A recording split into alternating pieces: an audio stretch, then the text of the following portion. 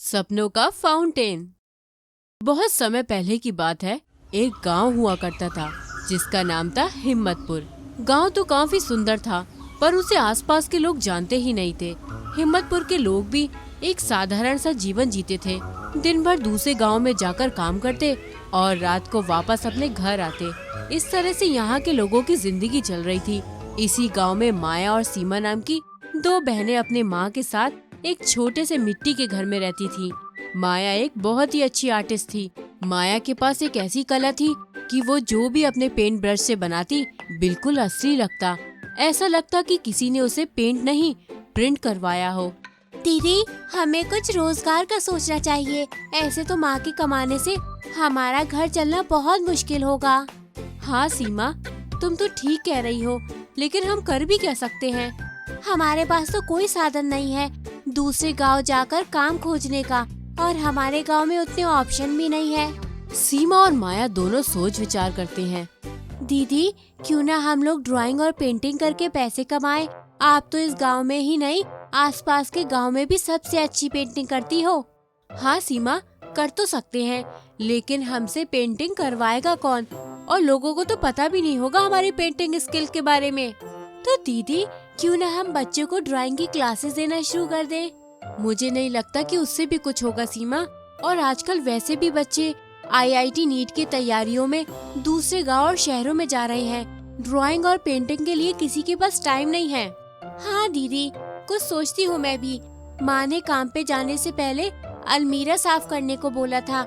आइए उनके आने से पहले हम लोग अलमीरा की साफ सफाई कर लेते हैं। हाँ ठीक है, चलो। 2-3 रैक साफ करने के बाद उनको एक किताब दिखाई देती है, सपनों का फाउंटेन। माया उस किताब को पढ़ना शुरू करती है।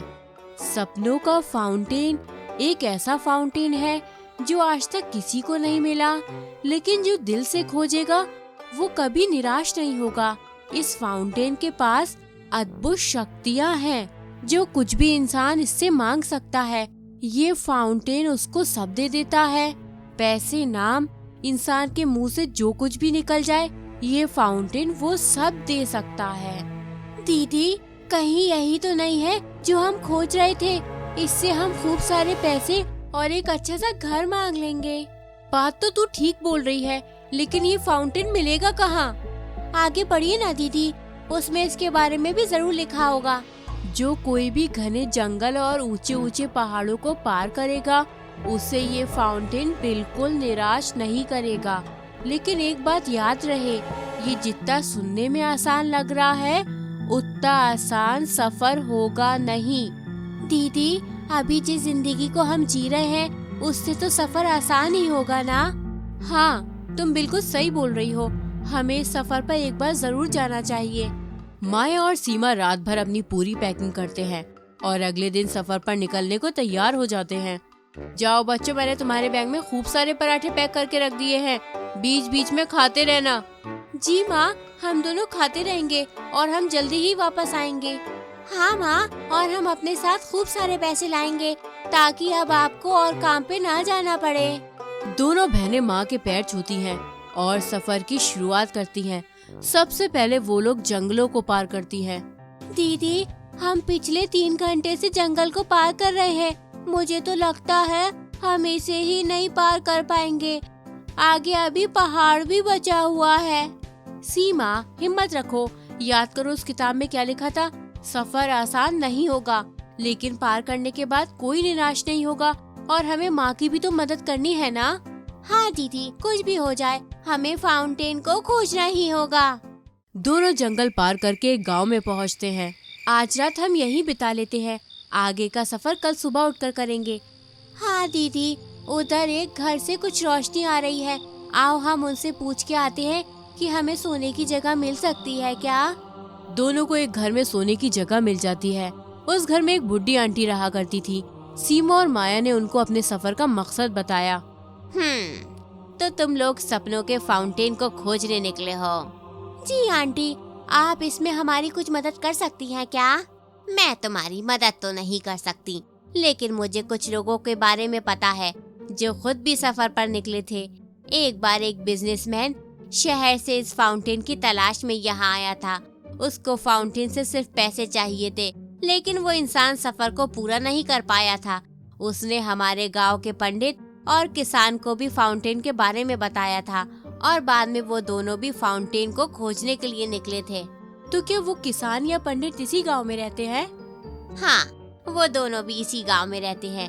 रुको, मैं तुम लोगों की बात उनसे करवा देती हूँ। अपने सारे डाउट तुम उनसे पूछ लेना। आपका बहुत बहुत शुक्रिया आंटी, इससे हमारी काफी मदद हो जाएगी। आंटी पंडित और किसान को बुला कर लेकर आती हैं। अरे बच्चों, तो तुम दोनों भी फाउंटेन को खोजने निकले हो। बहुत मुश्किल है उस फाउंटेन को खोज पाना। गलत नीयत से जाने वालों को वो फाउंटेन कभी नहीं मिलता। हाँ बच्चों, हम लोग भी लालच में आ गए और काफी खोजने पर भी हमें वो फाउंटेन नहीं मिला। तुम लोगों को मैं यही सलाह दूंगा कि सफर जारी रखना।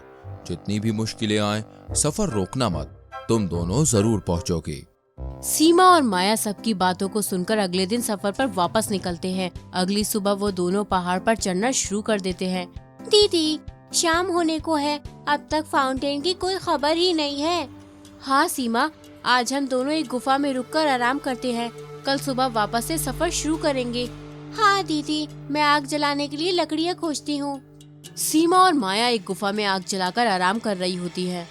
सीमा, कुछ तो गलत है। हमने इतना खोजा है, लेकिन अब तक हमें फाउंटेन की कुछ खबर ही नहीं मिली है। गलत क्यों दीदी? याद है उस पंडित और किसान की बातें? नियत साफ रहेगी तभी मिलेगा, वरना खोजने को तो वो व्यापारी भी आया था, मिला था उसको वो नहीं ना। लेकिन दीदी, अब अगर उस फाउंटेन से पैसे मांगे तो इसमें हमारी नियत कैसे खराब हो सकती है? पैसों से तो हम एक नया घर बनवाना चाहते हैं, इसमें गलत क्या है? नहीं सीमा, हमें कुछ और मांगना चाहिए उस फाउंटेन से, जिससे हमारे साथ औरों का भी फायदा हो। पर ऐसी क्या चीज है दीदी? है एक चीज, मैंने सोच लिया है। आज आराम कर लो, कल सुबह सफर वापस से शुरू करना है। माया और सीमा अगली सुबह सफर वापस से शुरू करते हैं। दीदी, वो देखिए पानी का इतना बड़ा फाउंटेन। मुझे तो लगता है यही हमारा सपनों का फाउंटेन है। हाँ सीमा, आखिरकार हमने कर दिखाया। फाउंटेन के अंदर से आवाज आती है। आओ बच्चों, तुमने वो कर दिखाया जो आज तक किसी ने भी नहीं किया। मांगो, तुम्हें जो मांगना है, तुम्हारी इच्छा पूरी होगी।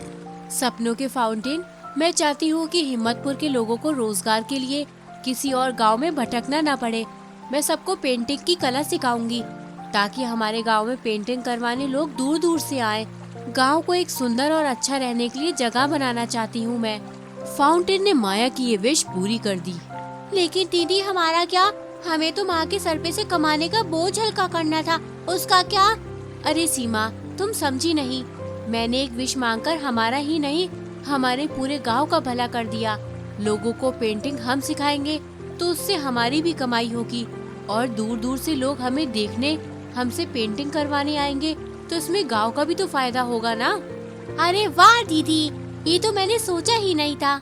दोनों वापस अपने घर पहुंचती हैं, तो उन्हें अपनी आंखों पर यकीन ही नहीं होता। माया दी, हमें भी आपसे ड्राइंग सीखनी है। हमें खूब सारे लोगों के फोन आ रहे हैं पेंटिंग बनाने के लिए। हमें भी ड्राइंग सीखकर पैसे कमाने हैं। आज गांव के किसी भी आदमी को रोजगार के लिए हिम्मतपुर से बाहर जाने की जरूरत नहीं पड़ती। आधे लोग हिम्मतपुर दूर दूर से पेंटिंग बनवाने, तो आधे लोग ये देखने के लिए आते हैं कि इतने कम समय में गांव में ऐसा क्या जादू हुआ कि गांव पूरा बदल गया। हर तरफ लोगों के मुंह पर सिर्फ माया और सीमा का ही नाम है। अब वो दोनों ही नहीं, गांव के सभी लोग एक अच्छी जिंदगी जी रहे हैं। सच्ची शक्ति हमारे उपहारों और प्रतिभाओं को अधिक अच्छे के लिए उपयोग कराने, दूसरों को प्रेरित कराने और प्रेम, कल्पना और रचनात्मक से भरी एक अच्छी दुनिया बनाने में निहित है। दोस्तों, अगर आपको ये कहानी अच्छी लगी हो तो हमें कमेंट में लिखकर बताएं। वीडियो पसंद आई हो तो इसे लाइक करना ना भूलें, साथ ही इसे शेयर भी करें। और अगर आपने हमारे चैनल सब्सक्राइब नहीं किया है तो सब्सक्राइब करिए और बेल आइकन प्रेस करिए। मिलते हैं आपसे अगली वीडियो में।